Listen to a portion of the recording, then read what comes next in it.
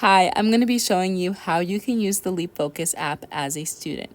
When you first sign in, this is the first page you'll see, and we currently don't have any plans yet, but we are going to get to that just in a bit. Taking a quick look at the other tabs, there's a page to view your schedule, your plans, your progress, and the Pomodoro timer, as well as settings.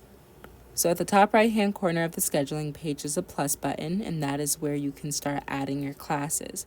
So for the purpose of this tutorial, we're just going to name this class A. Next, we're going to set when we're going to start this plan, and we'll just put today, and the ending date, we're going to just say January 1st. As a student, I would say from the beginning of the semester to the end of the semester, and then just setting times for the days that you want to focus on this class.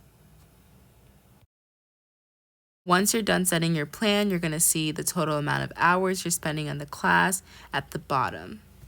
Now your class is going to be added onto the scheduling page, and you just click on the little clock button to start your focus time. It uses the Pomodoro technique, which is a 25-minute focus time, and you take a short break for 4 times. The 4th time, you take a longer break, and you can adjust these break times by clicking the customization button at the top right-hand corner of the time page. Here's what each page looks like now that we've added a class and tracked a little bit of time. The timer can also be used without having any classes or plans set. And at the top right hand corner, there's that customize button where you can adjust the break times and the focus time.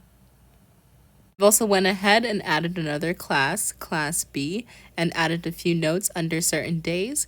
You can do this when you want to be a little bit more specific about the task you want to complete. Here's what the planning page looks like with multiple classes set. Just select the drop down button on select an option, and you will be able to alternate between them.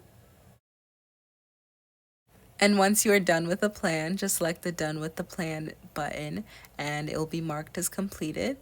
And if you ever want to delete a plan, just select the Delete Plan, and it will be deleted. Thanks for watching!